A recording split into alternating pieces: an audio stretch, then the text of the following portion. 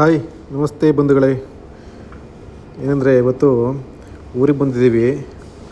ಊರಿಗೆ ಅಂತಂದರೆ ಬೆಂಗಳೂರಿಂದ ಡೈರೆಕ್ಟು ಮನೆ ಹತ್ರ ಹೋಗಿಲ್ಲ, ಗದ್ದೆ ಹತ್ರನೇ ಬಂದಿದ್ದೀವಿ.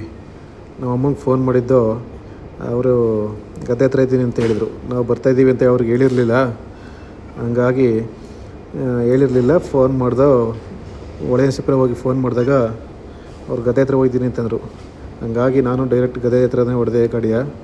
ನೋಡಿ, ನಾವು ಇವೆಲ್ಲ ನಮ್ಮ ಗದ್ದೆ ಹತ್ರ ಬಂದು ಇವತ್ತು ನಾಳೆ ಮದುವೆ ಇತ್ತಲ್ಲ ಹಾಸನದಲ್ಲಿ, ಹಂಗಾಗಿ ಬಂದಿದ್ದು. ನೋಡಿ, ನಾಟಿಗೆಲ್ಲ ರೆಡಿಯಾಗಿದ್ದ ಗದ್ದೆಗಳು. ಇದಕ್ಕೆ ಒಂದು 2 ತಿಂಗಳು ಮುಂಚೆನೇ ಶಾಣಬೆಲನೂ ಹಾಕಿ ಇವಾಗ ಟ್ಯಾಕ್ಟ್ರಲ್ಲಿ ರೋಟ್ರಿ ಹೊಡ್ಸಿದ್ದೀವಿ. ಎಲ್ಲ ರೋಟ್ರಿ ಹೊಡ್ಸಿ ನೀರು ಬಿಟ್ಟು ಗದ್ದೆನ ಚೆನ್ನಾಗಿ ಕರ್ಗಾಕಿದ್ದೀವಿ. ನೋಡಿ, ನಮ್ಮ ನಿಹಾನ್ ಹೋಗ್ತಾ ಇದ್ದಾನಲ್ಲಿ.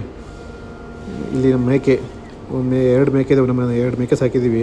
ನೋಡಿ, ಇದು ನಾಟಿ ಮರಿ ಅಂತ ಅಂದರೆ ಇವು ನಾಟಿ ಮರಿ. ನೋಡಿ ಎಷ್ಟು ಮುದ್ದಾಗಿದೆ ಮರಿ. ಮಾಲೆ ಮಸಿಗೆ ಕುಯ್ಯಿ ಅನ್ನಿಸ್ತೀವಿ ಸಾಕಿರೋ ಮರಿ.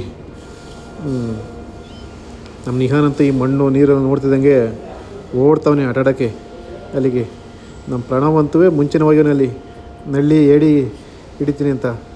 ಅಲ್ಲಿ ನಮ್ಮ ಅಪ್ಪಾಜಿ ಬೇರೆ ಹಾವು ನೀರು ಇಟ್ಟೈತೆ. ನೋಡಿ, ಇದೆಲ್ಲ ಕರ್ಗಾಕಿರೋಂಥ ಮಣ್ಣು ಚೆನ್ನಾಗಿ ಕರಗಿದೆ. ಮಣ್ಣಲ್ಲಿ ಆ ಶೆಣಬೆಲ್ಲ, ಕಾಡು ಶೆಣಬೆಲ್ಲ ನೀರಲ್ಲಿ ಚೆನ್ನಾಗಿ ಕರಗಿದೆ. ಚೆನ್ನಾಗಿ ಗೊಬ್ಬರ ಆಗುತ್ತದೆಲ್ಲ. ನೋಡಿ, ನಮ್ಮ ನಿಹಾನು ಬೀಳ್ತಾನೆಲ್ಲ ಶತ್ತೆ ಬೆಳೆದಿದೆ. ಬದಿನಲ್ಲಿ ಹೋಗ್ತಾ ಇದ್ದೆ ನಡ್ಕೊಂಡು ನಿಂತ್ಕೊಂತ ಹೇಳಿದ್ರೆ ಅವನಿಗೆ ಆ ಬೆಂಗಳೂರಲ್ಲಿ ಕೂಡಾಕಿ ಇಲ್ಲಿ ಬಿಟ್ಬಿಟ್ವಲ್ಲ, ಅಲ್ಲಿ ನೋಡ್ಬಿಟ್ನಲ್ಲ ಮಣ್ಣು ನೀರಲ್ಲೂ, ಹಂಗಾಗಿ ಓಡ್ತಾವನಿ. ನೋಡಿ, ಇದೇ ಹಾವು ಮೀನು. ಅಲ್ಲಿ ನಮ್ಮ ಗದ್ದೆಯಲ್ಲಿ ನೀರು ಕಟ್ಟಬೇಕಾದ್ರೆ ಮಡಬಾಯಿ ಹತ್ರ ಸಿಕ್ಕಿರೋಂಥ ಮೀನಿದು. ಒಂದು 3/4 kg ಬಂತಿದ್ದು. ನಾನೇ ನೈಟ್ ಕ್ಲೀನ್ ಮಾಡಿದೆ. ಅಲ್ಲಿ ಏನಂದರೆ ಬಿಡುತ್ತೆ ಅಂದ್ಬಿಟ್ಟು ಸ್ವಲ್ಪ ನೀರಲ್ಲಿ ಹಾಕಿರೋಂಥದ್ದು.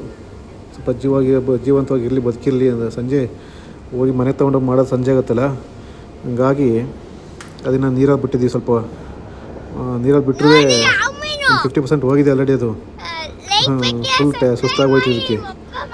ನೋಡಿ, ಕೈಯಲ್ಲಿ ಅದರಲ್ಲಿ ಮುಳ್ಳಿರುತ್ತೆ, ಹೊಡೆದ್ರೆ ಕೈಯೇ ಕಟ್ಟಾಗುತ್ತೆ. 6 ಇಂಚು ಮುಳ್ಳಿರುತ್ತೆ ಮೇಲ್ಗಡೆ ಭಾಗದಲ್ಲಿ. ಬಟ್ ಅದು ಫುಲ್ ಸುಸ್ತಾಗೋಗಿರೋದ್ರಿಂದ ಅದೇನೂ ಆಕ್ಷನ್ ಮಾಡ್ತಾಯಿಲ್ಲ. ಬದುಕಿದೆ, ಬಟ್ಟು ಸುಸ್ತಾಗೋಗಿದೆ ಇದಕ್ಕೆ. ನೋಡಿ ಹೆಂಗಿದೆ, ಸೆಂಟ್ರಲ್ಲಿ ಮುಳ್ಳಿರುತ್ತೆ. ಆ ಮುಳ್ಳಲ್ಲಿ ಹೊಡಿತು ಅಂದರೆ ನಮ್ಮ ಕೈಯೇ ಕಟ್ಟಾಗುತ್ತೆ. ಆ ರೀತಿ ಇರುತ್ತೆ ಮುಳ್ಳು. ಇದಕ್ಕೆ ಹಾವು ಮೀನು ಅಂತೀವಿ. ಈ ಕೆಸರೊಳಗಡೆ, ಕಲ್ಪುಟ್ರ ಒಳಗಡೆ ಇರ್ತವೆ ಇವು. ಒಂದೇ ಒಂದು ಸಿಕ್ಕಿದಂತೆ ನೀರು ಹಿಡಿಬೇಕು ಅಂತ ಹೋಗಿರಲಿಲ್ಲ. ಆ ಕಲ್ಪುಟ್ರ ಒಳಗಡೆ ನೀರು ಕಟ್ಟಬೇಕಾದ್ರೆ ಸಿಕ್ಕಿದೆ. ನೋಡಿ, ಇದು ಭತ್ತದ ಹೊಗ್ಗು ಸೊಸಿ ಬಂದಿದ್ದೇವಲ್ಲ ನಾನು ನಾಟಿ ಮಾಡಲಿಕ್ಕೆ. ಗದ್ದೆನೂ ಕೂಡ ರೆಡಿಯಾಗಿದ್ದಾವೆ. ಇವತ್ತು ಮಾಡಿ ನಾವು ಬರ್ತೀವಿ, ಸ್ವಲ್ಪ ಹೆಲ್ಪ್ ಆಗುತ್ತೆ ಅಂತ ಹೇಳಿದ್ದು. ಬಟ್ ಅವರು ನೀರು ಬಿಡ್ತಾರೆ ಇಲ್ವೋ ಅಂತ ಅಂದ್ಕೊಂಡು ಆಳ್ಗೂ ಸರಿಯಾಗಿ ಕೇಳ್ದಂಗೆ ಇವತ್ತು ಮಾಡಿಲ್ಲ ಅವರು. ಇವತ್ತು ಮಾಡಿದರೆ ನಾವು ಕೂಡ ಸ್ವಲ್ಪ ಬೇಗನೆ ಹೋಗಿ ಹೆಲ್ಪ್ ಮಾಡ್ತಿದ್ದೆ ಇವತ್ತು. ಇದು ಮಿಷಿನ್ ಮನೆ. ಇದು ಇಲ್ಲಿ ಓಪನ್ ಬಾವಿ ಇದೆ. ಈ ಓಪನ್ ಬಾವಿಲಿ ತೆಗ್ಸಿರೋದು ನೀರು ಆ ಕಡೆ ಈ ಕಡೆ ಬಂದು ನೀರು ತುಂಬಿಕೊಳ್ಳುತ್ತೆ. ಇಲ್ಲಿಂದ ನಮ್ಮ ಮನೆ ಗಂಟ ಹೋಗುತ್ತೆ ನೀರಿದು. ಪಕ್ಕದವರು ಗೇಜಲ್ಲಿ ಹೊಡಿಸ್ಕೊಂಡು ನಾಟಿ ಮಾಡ್ತಾವ್ರೆ. ಸೊ ಹಿಂಗಿದೆ ನಮ್ಮ ಕಡೆ ಗದ್ದೆಗಳು, ಚಾನಲ್ ನೀರೆಲ್ಲವ. ಇದು 2ನೇ ಬೆಳೆ ಬೆಳಿತಿರೋದು. ವರ್ಷಕ್ಕೆ 2 ಬೆಳೆ ಬೆಳಿತೀವಿ ನಾವು ನಮ್ಮ ಕಡೆ. ನೋಡಿ, ಈ ಕಡೆ ನಮ್ಮ ಮೇಲ್ಗಡೆ ನಮ್ಮ ಪಕ್ಕದ ನಮ್ಮ ಊರಿನವರು ನಾಟಿ ಆಲ್ರೆಡಿ ಮಾಡಿ 1 ವಾರ ಆಗಿದೆ. ಇದು 1 ವಾರ ಆಗಿರೋಂಥ ನಾಟಿ ಗದ್ದೆಗಳಿವು.